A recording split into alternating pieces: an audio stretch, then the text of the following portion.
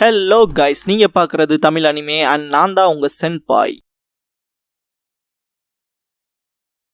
இந்த வீடியோவில் Naruto episode 126 நம்ம பார்க்க போகிறோம். இந்த எபிசோடோட ஸ்டார்டிங்லேயே பார்த்தீங்கன்னா காரா லீ இந்த பக்கம் நிற்பாங்க, அந்த பக்கம் கிமிமாரு நிற்பான். லீ ஃபைட் பண்ணுறதுக்கு தயாராகிற மாதிரி நிற்பான். இந்த ஒரு பாயிண்ட்ல அவனோட கையிலேருந்து ரொம்பவுமே பிளட் லாஸ் ஆகும். இதை பார்த்த காரா வந்துட்டு சுனின் எக்ஸாமில் நடந்த விஷயத்தை ரிமெம்பர் பண்ணி பார்த்துட்டு நீ போக வேண்டாம், நானே இந்த ஃபைட்டை பார்த்துக்கிறேன் அப்படின்னு சொல்லுவான். இதை கேட்ட லீ இருந்துட்டு இல்லை நானும் ஃபைட் பண்ணுவேன் அப்படின்னு சொல்லிட்டு ஓடி போகிறதுக்கு ட்ரை பண்ணுவான். இந்த ஒரு பாயிண்ட்ல சேண்டை வச்சு அவனை டோட்டலாகவே ஸ்டாப் பண்ணிடுவான் காரா. நான் இதை பார்த்துக்கிறேன்னு சொல்கிறேன்ல அப்படின்பா. மெயினாக அவன் வந்து அவனோட போன்ஸை யூஸ் பண்ணி அட்டாக் பண்றான் அப்படிங்கிற விஷயத்த வந்து டீடைல்டா எக்ஸ்பிளைன் பண்ணுவான். இந்த இடத்துல கிமிமாரு பேட்டில் பண்ண விஷயங்களை கொஞ்சம் கொஞ்சமா ஃபிளாஷ் பண்ணி காட்டுவாங்க. கிமிமாரு இருந்துட்டு உன் பேரு காரா ஆஃப் த டெசர்ட்டா, ஓ நீ சாண்ட் யூசரா அப்படின்னு சொல்லி கேட்பான். இந்த இடத்துல காராவை காமிச்சு காரா வெர்சஸ் கிமிமாரு அப்படிங்கிற இந்த எபிசோடோட டைட்டில் போட்டு ஸ்டார்ட் பண்றாங்க.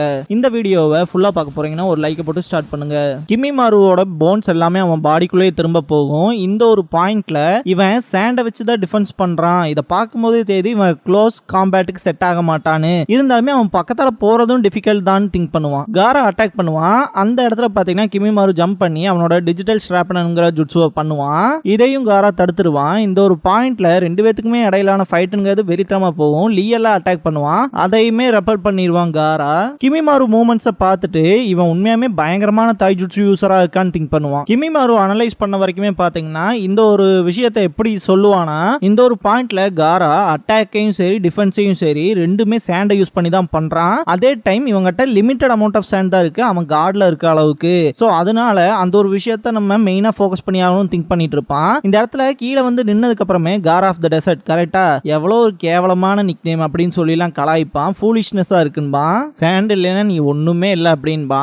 இந்த ஒரு பாயிண்ட்ல காரா அவனோட சாண்ட் ஷவர்ங்கிற ஜுட்சுவை பண்ணுவான். எஸ்கேப் ஆகிறதுக்கு கிமிமாரு ட்ரை பண்ணுவான். பாத்தீங்கன்னா அவனோட காலையும் சாண்டை யூஸ் பண்ணி பிடிச்சி வச்சிருப்பான். இந்த சாண்ட் எங்கிட்ட எவ்வளோ இருக்குதோ அது அளவுக்கு எனக்கான விக்டரியும் இருக்கு, இங்க முட்டாளா இருக்கிறது யார் தெரியுமா, நீ மட்டும்தான் அப்படின்பாங்க காரா. அதே டைம் இந்த கொஞ்சம் சாண்டை வச்சு டர்ட்டை யூஸ் பண்ணி இவனுக்கு தேவையான எவ்வளோ அமௌண்ட் சாண்ட் வேணாம கிரியேட் பண்ணிக்க முடியும் அப்படிங்கிற விஷயத்தையும் ரிவீல் பண்ணுவான். இந்த பாயிண்ட்ல லீ தான் இவ்வளோ விஷயத்தையுமே நோட் பண்ணியிருப்பான். என்னன்னா காரா வந்து அஃபென்ஸ் அண்ட் டிஃபென்ஸ் ரெண்டுமே பண்ணிட்டு இருந்தது போக மூணாவதா அவனோட காலுக்கடியில கிரவுண்ட்ல பாத்தீங்கன்னா இந்த ஒரு அவனோட சாண்ட்ஸை வந்து ஆட் பண்ணியிருப்பான், கிரிண்ட் பண்ண வச்சிருப்பான். அது மூலமா ஏகப்பட்ட சாண்ட்ஸை கிரியேட் பண்ணியிருப்பான். மினரல்ஸோட அந்த டர்ட்ஸ்லாம் யூஸ் பண்ணி அந்த விஷயத்தை ராக்லி எக்ஸ்பிளைன் பண்ணுவான். இந்த இடத்துல லீ இருந்துட்டு இவனை காரா ஆஃப் த டெசர்ட்னு சும்மாவா கூப்பிடுவாங்க, எக்ஸலண்ட் அப்படின்ட்டு அவன் கதை முடிஞ்சிருச்சு அப்படின்னு சொல்லி சந்தோஷப்படுவான். இன்னும் இல்ல அப்படின்பாங்க காரா. அவனோட சாண்ட் பரியல் ஜுட்சு பண்ணுவான். இந்த இடத்துல பாத்தீங்கன்னா லீ கிட்ட இவனை பார்க்கும்போது எனக்கு அவன் தான் ஞாபகத்துக்கு வரான் அப்படின்னு சொல்லுவான். யாருன்னு கேட்கும்போது சாஸ்கே உச்சிகான்னு சொல்லுவான். மெயினா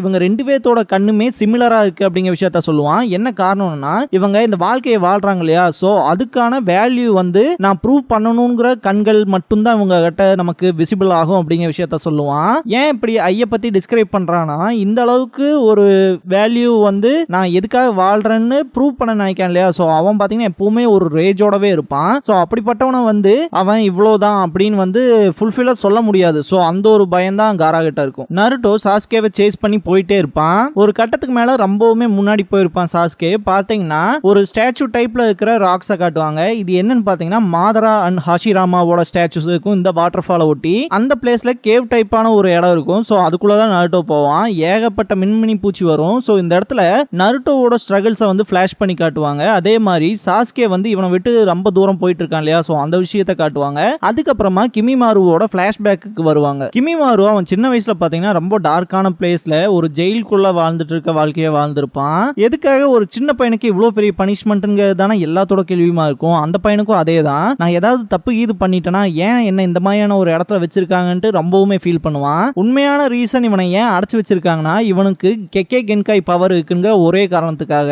இவனோட கிளான் இருக்கு இல்லையா காகுயான்னு, சோ அந்த கிளானோட ஹெட் தான் பாத்தீங்கன்னா பேட்ரியாச். அவன் தான் இந்த மாதிரியான விஷயங்கள்லாம் பண்ணிட்டு இருப்பான். ஒரு கட்டத்துக்கு மேல பாத்தீங்கன்னா இவனை வந்து அந்த செல்ல இருந்து ரிலீஸ் பண்ணி விடுவாங்க. எதுக்காகனா ஃபைட்டுக்காக. பிரசன்ட்ல காட்டுவாங்க, ஆமா நான் ஃபைட் பண்றதுக்காக தான் இந்த ஒரு வாழ்க்கையை வாழ்ந்துட்டு இருக்கேன் அப்படின்னு திங்க் பண்ணுவான். காராவோட சாண்ட் பரியல்ல இருந்து எஸ்கேப் ஆனதுன்னு கணக்கெடுத்தா நருட்டோ ஒருத்த மட்டும் தான் இருப்பான். அடுத்தபடியே பாத்தீங்கன்னா கிமிமாரு இருப்பான். இந்த ஒரு இடத்துல பாத்தீங்கன்னா சிம்பிளா அந்த மண்ணை பிரிச்சுட்டு வெளியே வருவான். இந்த ஒரு ஜுட்சுவை பொறுத்த வரைக்கும் பாத்தீங்கன்னா அந்த சாண்ட் வந்து ஓவர் பிரஷர் கொடுக்கும். அது வந்து அந்த நார்மல் ஹியூமன் பாடியா இருந்துச்சுன்னா தாங்கவே தாங்காது. ஆனா கிமிமாரு கிட்ட பாத்தீங்கன்னா இந்த போனை வந்து க்ரோ பண்ண வைக்கிற டெவலப் பண்ண வைக்கிற இந்த ஒரு கெக்கேகென்கா இருக்கிறதுனால அவனோட போன் மெம்பரேனை வந்து க்ரோ பண்ணிடுவான். அவனோட ஸ்கின்னுக்கு அடியில், அதாவது எலும்பு ஜவ்வுன்னு சொல்லுவாங்களே, ஸோ அந்த ஒரு விஷயத்த அது மூலயமா தான் வெளியே எஸ்கேப் ஆகி வந்திருப்பான். இந்த இடத்துல கூட அவனோட ஸ்கின்ஸ் அவங்களால பார்க்க முடியும். ஏகப்பட்ட இடத்துல அவனுக்கு பாத்தீங்கன்னா ஸ்கின்னுங்கிற ஒரு விஷயமே பாத்தீங்கன்னா இல்லாம இருக்கும். அவனோட வாய்கிட்ட கூட பாத்தீங்கன்னா அவன் பல்லு வெளியே தெரியற அளவுக்கு அவன் கண்ணத்துல இருக்கிற சதை இல்லாம இருக்கும். கிமிமாரு இந்த ஒரு இடத்துல பாத்தீங்கன்னா ஃபர்ஸ்ட் எய்ட்ல இருப்பான். காராக்கு பாத்தீங்கன்னா இவன் இந்த ஒரு ஜுட்சுவை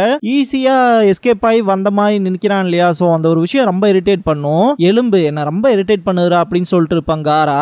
இதே விஷயத்த லீயும் சொல்லுவான். கிமிமாரு வந்துட்டு போன தடவை நான் உன்னை ரொம்பவுமே அண்டர் எஸ்டிமேட் பண்ணனால தான் நான் மாட்டிக்கிட்டேன், இந்த தடவை அது நடக்க போறது இல்லை அப்படின்னு பேசிட்டு இருக்கும்போது பாத்தீங்கன்னா காரா அவனோட சாண்ட் சுனாமிங்கிற ஜுட்சுவை பண்ணுவான். இந்த ஒரு ஜுட்சுவை பார்க்கும் போதே பாத்தீங்கன்னா கதி கலங்கிரும். அந்த அளவுக்கு இந்த ஒரு ஜுட்சுங்கிறது அவ்வளோ ஆசமா இருக்கும். இதை பார்க்குற கிமிமாருவே ஆடி போயிடுவான். அவனால இந்த ஒரு ஜுட்சுல இருந்து எஸ்கேப் ஆகவே முடியாது. ஒரு நார்மல் சுனாமி வந்துச்சுன்னா அது எந்த அளவுக்கு இம்பாக்ட் கொடுக்குமோ அதை விட பயங்கரமா இருக்கும். இதை பார்க்குற லீ எல்லாம் டோட்டலாவே இந்த நிலப்பரப்பையே மாத்திரும் போல இருக்கு இந்த ஒரு ஜுட்சுன்னு திங்க் பண்ணுவான். அந்த அளவுக்கு இந்த ஒரு ஜுட்சு ஃபோர்ஸா இருக்கும். நீ அவன் கதையை முடிச்சிட்டின்னு நினைக்கிறேன் அப்படின்பா லீ. இன்னும் கிடையாது அப்படின்ட்டு ஜெயண்ட் சாண்ட் பரியல்னு சொல்லுவான். அதாவது இவனோட சாண்ட் எவ்வளவு தூரம் இருக்கோ அது வரைக்குமே அந்த ஒரு சாண்ட் பரியல்ங்கிற ஜுட்சு அக்கறாகும். ஸோ அந்த ஒரு விஷயம்லாம் பார்க்கவே வெறித்தனமா இருக்கும். போன தடவை நானும் இவனும் சண்டை போட்ட டைமை விட இப்ப ரொம்பவுமே ஸ்ட்ராங் ஆயிட்டான்னு லீ திங்க் பண்ணிட்டு இருப்பான். இந்த ஒரு பாயிண்ட்ல அவன் செத்துருப்பான்னு நினைக்கும் போது இல்ல அவன் இன்னும் தொடர்ந்து போயிட்டே தான் இருக்கான் அப்படிங்கிற விஷயத்த காரா சொல்லுவான். இதை கேட்கற லீக்கு ரொம்ப ஷாக்கிங்கா இருக்கும். கிமிமாரு பாத்தீங்கன்னா இன்னும் உயிரோட தான் இருப்பான். நான் இன்னும் உயிரோட இருக்கிறதுக்கு ஒரு பெரிய காரணம் இருக்கும் அப்படின்னு சொல்லி திங்க் பண்ணுவான். இந்த இடத்துல திரும்ப பிளாஷ்பேக் உள்ள போவாங்க. இந்த இடத்துல பாத்தீங்கன்னா காகுயா கிளானோட லீடரான இந்த பேட்ரியேட்ஸ் என்ன பண்ணுவாருன்னா ரீசெண்டா நடந்த பீட்ரேயல், அதாவது துரோகத்துக்கு வந்து ஈடு கொடுக்குற மாதிரி பாத்தீங்கன்னா இந்த ஒரு மிஸ்ட் வில்லேஜுக்குள்ள பூந்து பாக்குற எல்லாத்தையுமே போட்டு தள்ளுங்கடாங்க ஆர்டர் கொடுப்பான். மெயினா நம்மளோட கிளானோட ஒரு முரட்டுத்தனங்கிறது அவங்களுக்கு கண்டிப்பா தெரிஞ்சே ஆகணும் அப்படிங்கிற விஷயத்த மிஸ்ட் வில்லேஜ்னா அதுக்கு வெளிப்பக்கம் வந்து இந்த ஒரு பிளானை போட்டுட்டு இருப்பாங்க. எல்லாருமே அட்டாக் பண்றதுக்கு போயிருவாங்க. கிமிமாருக்கு வந்து இங்க என்ன பண்றேனே புரியாது. உனக்கு தோணுனதை பண்ணு, பாக்குறவன பூரா கொன்று அப்படிங்கிற விஷயத்த சொல்லிட்டு போவான். பாத்தீங்கன்னா ஃபர்ஸ்ட் அவன் பாக்குறதே ஜாபுசா அண்ட் ஹாக்குவை தான் பார்ப்பான். அவன் கையில ஒரு சின்ன போனை வச்சு அட்டாக் பண்ற மாதிரி நிப்பான். ஜாபுசா அவன் பிளேட தூக்க பார்த்துட்டு சாரின்ட்டு ஓடிடுவான். ஹாக்குக்கு இந்த ஒரு இடத்துல நான் ஜாபுசாவை பாக்குறதுக்கு முன்னாடி என்னோட கண்கள் எப்படி இருந்துச்சோ அதே மாதிரி தான் அவன் கண்கள் இருக்குன்னு சொல்லி நோட் பண்ணுவான். இப்படி நம்ம கனவு காண்டுட்டு இருக்கல நேரம் இல்ல ஹாக்கு, சீக்கிரம் வா அப்படின்னு சொல்லி ஜாபுசா கூட்டிட்டு போவான். இதுக்கப்புறம் பாத்தீங்கன்னா கிமிமாரு அவனுக்கு முன்னாடி இருக்க பர்சன் அட்டாக் பண்றதுக்கு போவான். அவன் பாத்தீங்கன்னா இவனை அட்டாக் பண்ணிடுவான். ஒரோச்சிமாரு தான் இந்த இடத்துல இருப்பான். பாத்தீங்கன்னா திரும்ப அட்டாக் பண்ண வரும்போது நில்றா அப்படின்றான். நான் இந்த வில்லேஜை சேர்ந்தவனே கிடையாது, நீ தேடி வந்தது அங்க இருக்குன்னு சொல்லி தாட்டி விடுவான். மெயினா பாத்தீங்கன்னா இந்த காகுயா கிளான்கிறத ரொம்ப டிஸ்கிரிமினேட் பண்ணுவான். மெயினா இவனுக்கு வந்து சண்டை சண்டை சண்டைன்னு சண்டையை மட்டுமே தான் நினைக்கிறானுங்க, மாக்கானுங்க. இவனுங்களோட காலம்ல எப்பவும் முடிஞ்சு போச்சு, இன்னுமே இந்த ஒரு விஷயத்த இவனுக்கு புரிஞ்சுக்கவே கிடையாது, முட்டாளுக அப்படின்னு சொல்லி திங்க் பண்ணுவான். அவனோட கிளான்ல எல்லாருமே செத்துருவாங்க, கொஞ்சம் பேர் தான் லெஃப்ட் ஆயிருப்பாங்க. அவனோட லீடர் இந்த இடத்துல கூட நம்ம எல்லாருமே சாகிற வரைக்கும் சண்டை போட்டே தீர்றோம் அப்படிங்கிற ஒரு விஷயத்த தான் முன்னாடி வைப்பான். எல்லாருமே செத்துருவாங்க எக்ஸப்ட் கிமிமாரு. பாத்தீங்கன்னா அவன் வாழ்றதுக்காக எத்தனை பேர்த்த கொன்னாலும் சரிங்கிற விஷயத்துல தான் இருப்பான்.